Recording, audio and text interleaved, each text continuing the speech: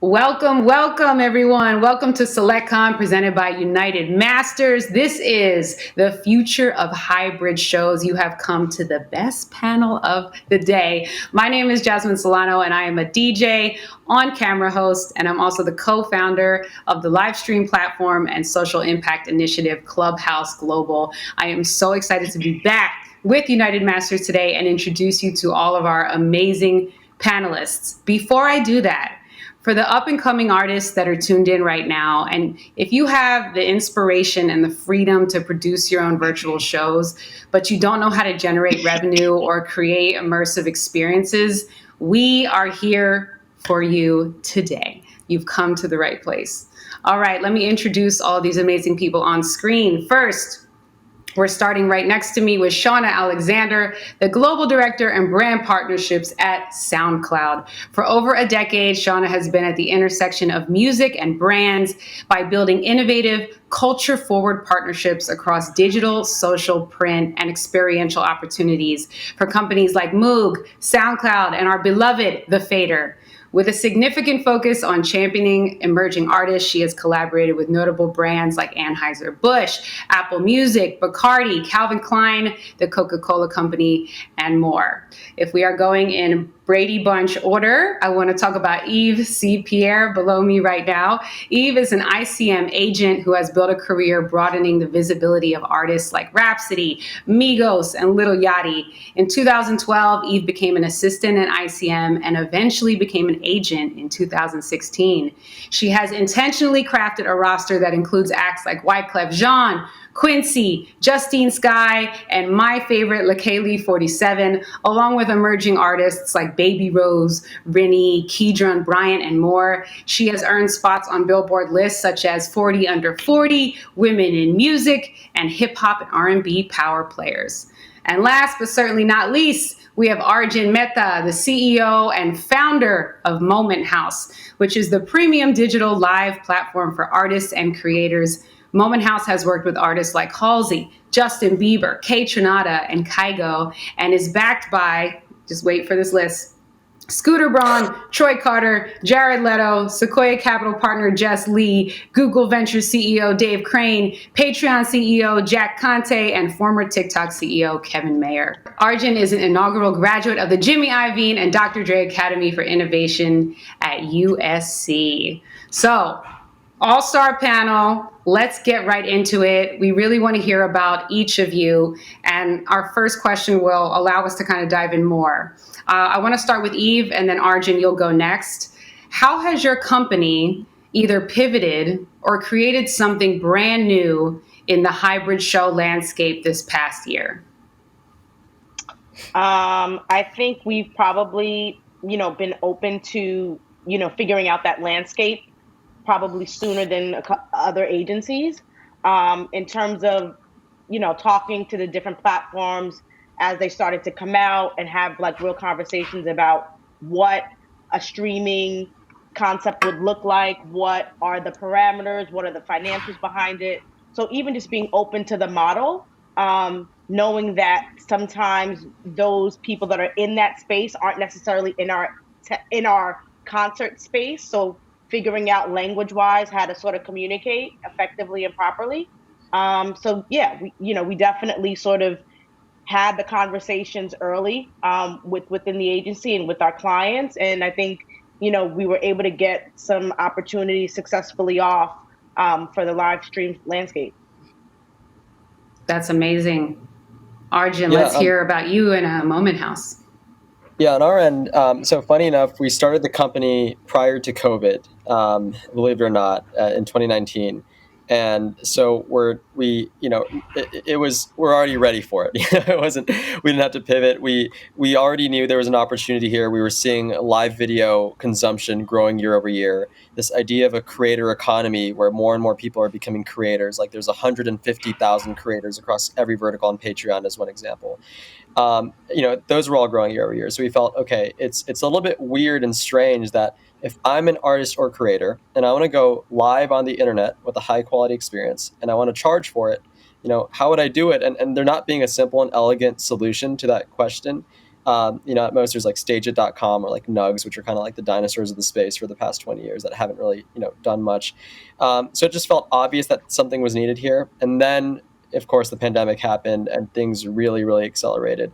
But I will say that the one thing that we're always trying to, educate the market on is, this is not meant to be a replacement to to real life shows. Like, it was never meant to be that way. We started before the pandemic and we felt, hey, if we present this elegantly enough and this is something, and if we innovate on the product level, to make it more than just a live stream, there's a social component, there's a live community component, there's a merchandise component.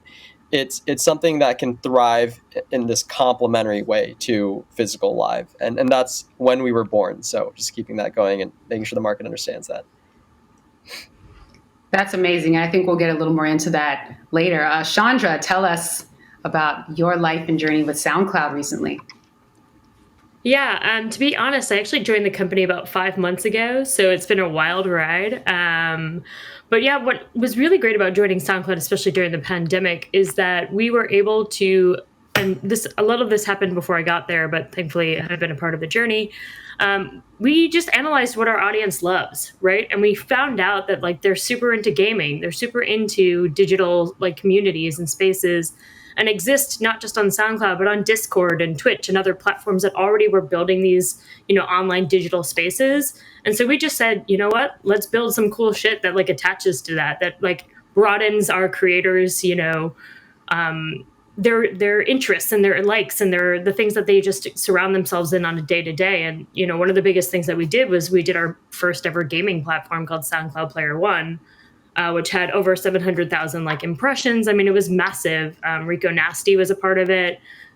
True Gamer, Golden Boy was the host. So we just analyzed our audience and said, you know what, let's go all in because this is what our audience loves. That's amazing. I think for this next question, which is how can an artist monetize a show and or music in this climate? Eve, it'd be amazing to see, the strategy and advice that you've given the artists that you represent on how to make money and monetize shows in this climate. Arjun, it would obviously be great to hear the process of Moment House and how an artist from step 1 through whatever 5 can actually monetize. And Chandra, especially with now the royalty monetization that SoundCloud has recently launched, how can artists also monetize on that end? So let's start with Eve and go through it. I think we've tried to adopt the model of try to sell everything that's not nailed down, right? With these live streams, just because when you think about people that are actually buying tickets to view these things, those numbers have sort of been all over the place, where you've had, a handful of people that have been super successful in terms of executing it and having people actually buy tickets. And then you're having a handful of people understand that it's not just about the ticket, it's about selling the experience, right? So if that's merch, if that's anything special or unique to that event, it's figuring out how to tie all those things together and just make the value more than just being about $15 a ticket. Because when you think about the time and effort and money that you're putting into these performances, the production aspect of it, the marketing and promotion aspect of it, you got to pump a lot of money into those things to effectively promote the show and have it actually be successful and something that someone wants to watch.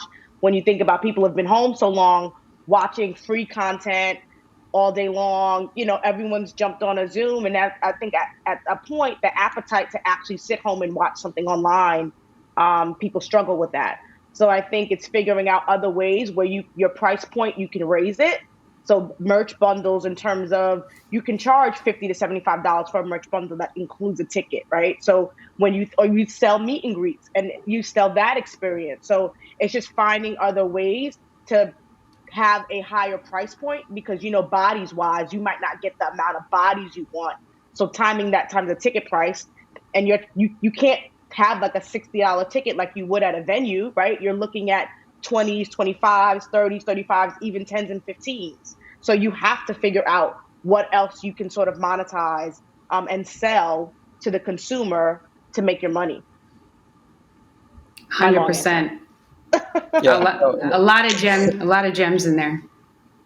Yeah, everything Arjun. Eve said was super on point, and just very well said. We fully agree, and we've seen it's a holistic thing, right? And it's not just the live stream. It's like, what does the VIP experience look like? What is the merch that it's only available here that is thematically aligned with the content experience? So it's content, commerce, community, upgrades, VIP, like the meet and greet aspect to it. And so we built that end-to-end comprehensive platform that has all those pieces. We have a meet and greet product, we have the actual live stream, we have the merchandise integrations, and excitingly, we actually are opening up the platform to be a self-service one.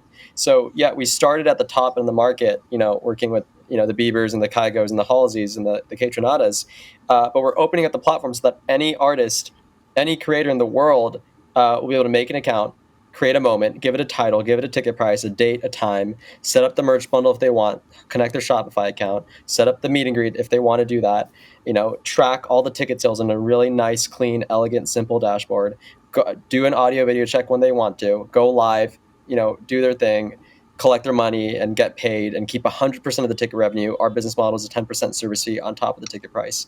So, and have that all done in this very automated, simple, elegant, intuitive way. And it's obviously very relevant to the United Masters crowd, which is all about empowering, artists to chart their independent route. And so we're really excited to roll that out. Any artists listening, they can go to momenthouse.com, click the For Artists section and request an invite, and we'll gladly sign you up.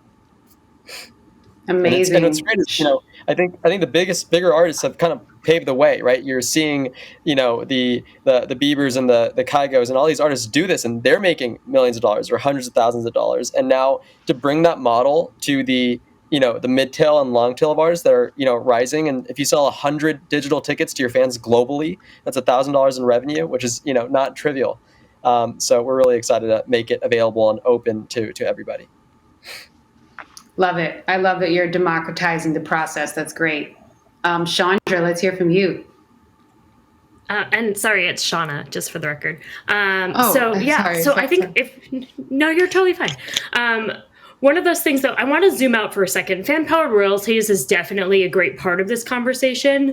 But what I love that both Eve and what's just being said today is just understanding your audience, kind of like I mentioned a little bit in the beginning, is like key to all of this, right? And at SoundCloud, we've built the opportunity to have fan-powered royalties in order for you to directly connect and like talk to your audience, but also to help them power your career and pay for your career by encouraging them to listen and whatnot. And through that, you'll be able to grab data and more information that will allow you then to be able to build a live stream opportunity or a hybrid show opportunity that actually connects to them.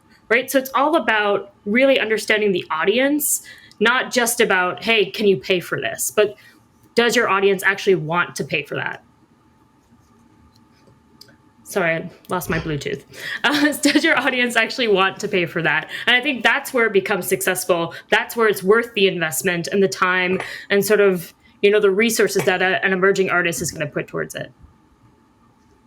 Absolutely. And we may have already just gotten into this, but I want to talk about the tools that are available out here for artists to build out the live shows.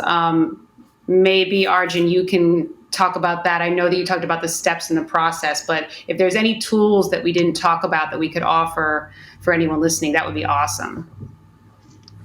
Yeah. Well, I think the first thing to do would be to download OBS. It's open broadcasting software. It's open source, free. It's like a .org project, and just mess around with it and try it out. It's the same. It's a software that you use whether you're broadcasting to Twitch, Facebook Live, or Moment House. It's sort of the default thing, but it's got to run locally on your machine. That's why it's an application. So, downloading OBS. Just getting familiar with it, and it's an important tool to just know. The same way I think the same way everyone needs to know Microsoft Word and Keynote and PowerPoint, you got to, I think, at this point as a creator, know OBS in this remote sort of friendly world, and through that you can access all these sort of online destinations like Moment House or like Facebook Live or Twitch. I think that's a really good one. Those are key, especially in my life. Eve or Shauna, do you have any tools to suggest to artists to help them build out some live shows? For me, I would say just maybe look at some of the platforms that your favorite artists are using and maybe just do your due diligence on those, in terms of figuring out who is the best partner for you. Um, just because I think you're going to see the production level elevate with a lot of these platforms. So trying to sort of cut through all the noise, because I think we're seeing, you're getting a handful of folks that actually have the back end to really put together something that's really meaningful. And then I think you have, unfortunately, the people that don't have that knowledge but have the money, right? And they're willing to sort of throw money at the thing, but you're not getting the same quality, right? So I would say maybe just really sort of do your due diligence and look at these companies line up, look to see if it's only one artist that they've ever done a live stream with versus, some of these other platforms that actually list content that's been taking place for a long period of time. So it's sort of tested and things of that nature. So maybe really do your due diligence and do your research as you're looking into these platforms. Absolutely. Yeah. And I agree, Eve. I think that's really awesome advice. I would also say there are platforms like Dice that are really focusing on emerging artists that are really important to maybe connect with. And if not partnering or working with them, at least understanding and watching what they're doing and getting a lot of insight and sort of understanding how they produce a show. You don't have to have all of their resources, but you can watch and learn, right? I also think you can do that by watching Twitch. You can do that by being on Discord. All these other platforms that may not always be always on, you can just absorb and learn and sort of really understand how, and I'm going to sound like a broken record, A, your audience connects to this content, but B, also how you can make that content your own. I think really understanding the landscape you're in as an artist, whether it's the other artists that are in your category or in your genre, but also outside of it, can also put you in a better place moving forward when it comes to making really great content, making a really great live show online. More gems. I hope everyone is taking notes. So this next question I think is a big one because it involves intimidation. When the huge brands and festivals or companies are stepping into the hybrid show space, how does an up-and-coming artist even compete with that? And Eve, maybe, I know that you work with up-and-coming artists as well as huge name brand artists. Maybe you could speak to this first, and then we can go on our nice route to Arjun and Shauna. I guess my strategy is, depending on where the artist is in their career, is especially with emerging artists, is spending time really sort of in the artist development phase of it all. Just because I know, the labels don't really do that much right now, so they leave it up to the artist. As a booking agent, with my clients, I try to be as involved in that as possible on the booking side, just because those early adopters, especially when you're talking about independent promoters or some of the larger companies, the programs that they offer in terms of marketing services for content and things of that nature, I try to spend as much time in those spaces as possible. There's independent promoters that I've worked with previously that I've watched help me build artists' ticket history. So it's leaning on them to sort of provide a platform for some of those artists that are a bit smaller and need a little bit more time to grow. Also, looking at some of the like-minded artists that sort of fall in their category and talking to those, managers or other agents and exposing them to those newer clients and trying to use that network to sort of find opportunities and things of that nature. So it's really just trying to help with that developmental process and, get those early champions. People like to be part of a growing process and say that they've discovered an artist. So knowing what promoters and what partners believe in that model and using them to help, elevate the artist. Because I think, everything isn't always necessarily about ticket history in the beginning. It's being in the right place at the right time in front of the right audience. So it's finding those opportunities to put those artists in those places that help them grow. Amazing. Yeah, I mean, my background isn't necessarily in the music industry, and so a lot of what you've said, makes a ton of sense. But I come from tech personally, and so I can provide some insight from that standpoint, which is, the greatest thing about tech is it democratizes everything, right? SoundCloud is the best example of that, probably the most pioneering idea of like, this is just democratized how artists can get heard. And Moment House sort of sits within that family of like, hey, here's a tool. It's very artist friendly. You can reach your fans no matter where they are in the world. And all it takes is you going in and doing it, and there's no one in between you and doing it. It's just you, and so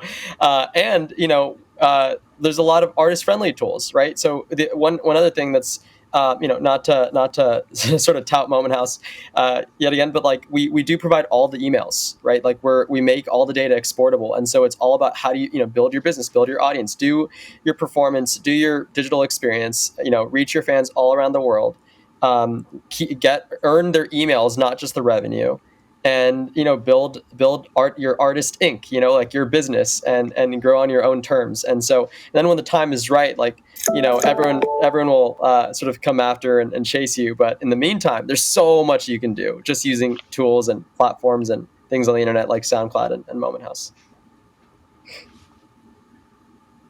Shauna, do you want to tackle that in terms of maybe how some of these up and coming artists can compete? Yeah. Well, thanks for the love for SoundCloud. We do have over 250 million tracks on the platform, so no big deal. That being said, I think it doesn't have to be intimidating, right? Like, if you break it down to the idea of you're connecting with the people who already love you and who already support you, that takes it down a notch. It's not, yes, a live show can be nerve-wracking, but these are already probably people who appreciate and love and adore your music. So you're going to be in a positive space anyway. I'm also a big fan of like, when you're scared, to really like make this as like actionable as possible, is like, get another artist friend to come on and do it with you. Find a buddy that like also is like complimentary. You can do it together. Plus then you can connect on both of your audiences. And now you have two audiences that are coming together to sort of see something that's really incredible and probably special.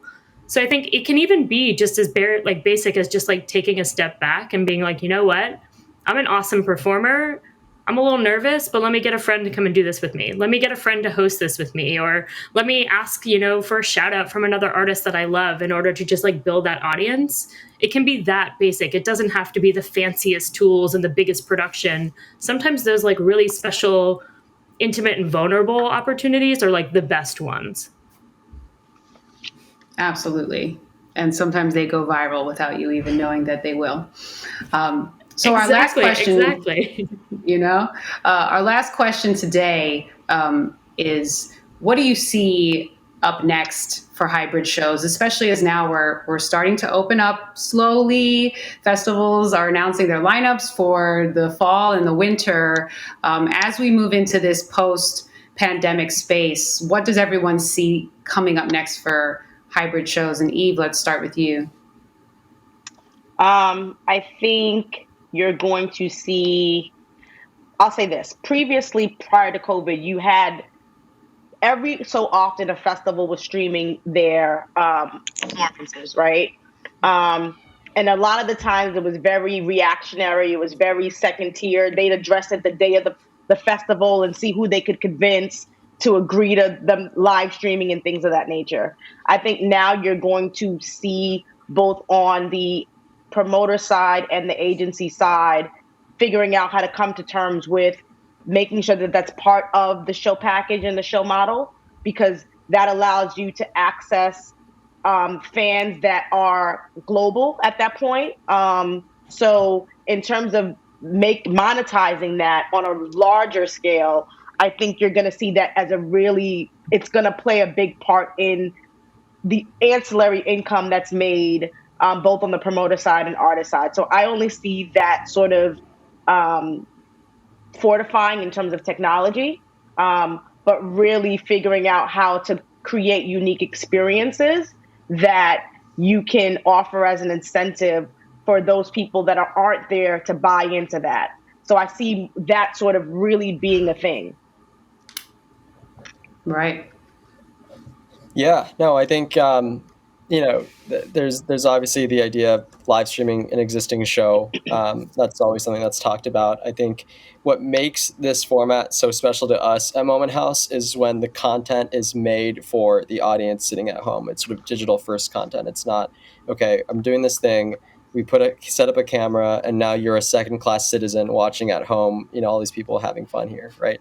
It's what excites us is what format can we deliver, what content can we deliver to the end user, the person sitting at home, or not. And it's not necessarily always even just the person solo, like huddled over their laptop. Like we have so many, if you look at the data, there's so many instances of people throwing it up on the Apple TV and friends are over, and it's actually an offline social experience too. But how do we make them feel like this was made for them? And one example with Kygo, and this is more on the extreme side. Obviously, not every artist can do this, but he did his performance from the top of the Alps, near his hometown of Bergen, Norway. And a helicopter actually came in, airdropped a piano just 30 yards to his right mid-performance, and he casually walks over and starts playing the piano, right? So what's cool about that is like, wow, like that's so, again, of course, this isn't something everybody can do, but it gives you a sense for like, okay, what element can we inject in here that is unique to digital? What can we, it's a whole new creative, it's a whole creative outlet. It's not just like, oh, let's do a live stream for the sake of doing a live stream. No, it's a whole new format where if you actually think about it from a creative standpoint and not just, oh, there's COVID, we got to do a live stream standpoint, there's a lot you can do with it. I mean, who can you do it with that you logistically could never take on a world tour? Okay, you're passionate about activism. Maybe there's 2 performances and then there's some piece about activism and then back to performances, right? Like there's so much you can do if you actually think about it as a creative outlet and not we got to do a live stream because it's COVID. And and that's what we're always encouraging, the market to approach it as. Love to hear it. Shauna. Yeah, I mean, I'm going to say this. Whoever figures out how to bring spatial sound into a digital experience at the at-home user is going to be like a genius. And for those who don't understand the concept of spatial sound, that's being able to use your room as like a canvas for your sound system, right? It's very basic. Most sound systems are 4-channel, but what does it mean to have 24 channels? What does it mean to, work with your audience to build the ideal listening experience, which then can connect to this beautiful sort of visual experience that maybe you're putting together.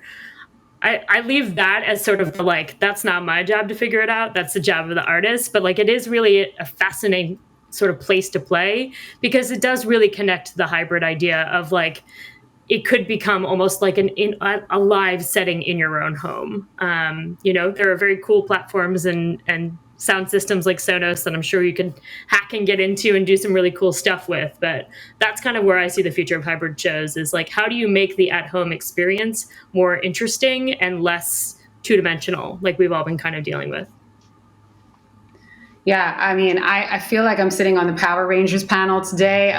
If we all combine forces, we could just create a whole new ecosystem on the moon if we wanted. But thank you all so much today for lending your time and your expertise. As we close this out, if you each want to plug either a website or an artist that you're trying to push or something that people watching today should look up, please do. Eve, let's start with you as we close this out.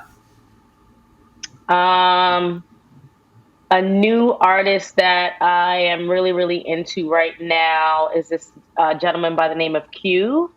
And it's Q Marzan, signed to Columbia. So, super excited to see what he has in store for the future. He's put out an EP earlier this year that's, people have really been gravitating towards. So excited about helping him tell his story. Amazing. And what's his IG? Q Marzan, QMarsden, I believe. Okay, yeah. Great. Arjun, what about yeah, I think I know what website you're going to plug, but let's hear it. I was just about to say I'd be a fool if I didn't plug Moment House. But I just want to reiterate what I mentioned earlier, which is, it's such great timing because we're taking this thing that we've been working so hard with on some of the biggest household names, and we're opening it up and we're democratizing it to any artist of any size. And so just reiterating that call to action, which is go to momenthouse.com, click for artists, request an invite. And it's just such a powerful, powerful way to earn revenue in today's day and age, right? Like if you're a small artist, it's hard to go on a world tour. It's basically impossible, right? If you're like a very small artist, you can't. Apple Music, Spotify is probably paying, honestly, like 2 cents a month, if even that. But if you have 100 core fans, like I said, paying $10 each, for this experience, and maybe friends and family will buy like 20 of those tickets. Who knows? I mean, I'm talking about the very other side of the spectrum, and it's just such a powerful way, and it's so easy. That's the greatest part. So yeah, check it out, momenthouse.com. Love it. And Shauna. Yeah. I think the thing that I've been the most excited about at SoundCloud this year is our platform called First on SoundCloud. It is an artist accelerator program where we just announced 9 incredible global emerging artists that we're really getting behind. It's unlike your traditional sort of like emerging artist list or like what's next kind of platform. We are actually working hand in hand with all of these artists to introduce them, celebrate them, maybe even a broadcast / live stream, and then help them elevate by helping them create or achieve something that they really want to do by the end of the year. Like one of our artists has never done a music video before, so we're putting resources behind that to be able to help them make their first music video. Another one wants to go back home to their local hometown and make a documentary about that music scene that's there. So it's really special, and I'm just so grateful to be a part of it. It's putting the artist first, and that's what we do at SoundCloud. That is a great way to end it out, especially for the artists listening. Thank you so much for tuning in to SelectCon, presented by United Masters. This has been the Future of Hybrid Shows. I'm Jasmine Solano. You can find me at XOJSMN. A big thank you, and I hope to see everyone in real life soon enough. Thanks for tuning in, everyone, and thank our panelists for speaking today.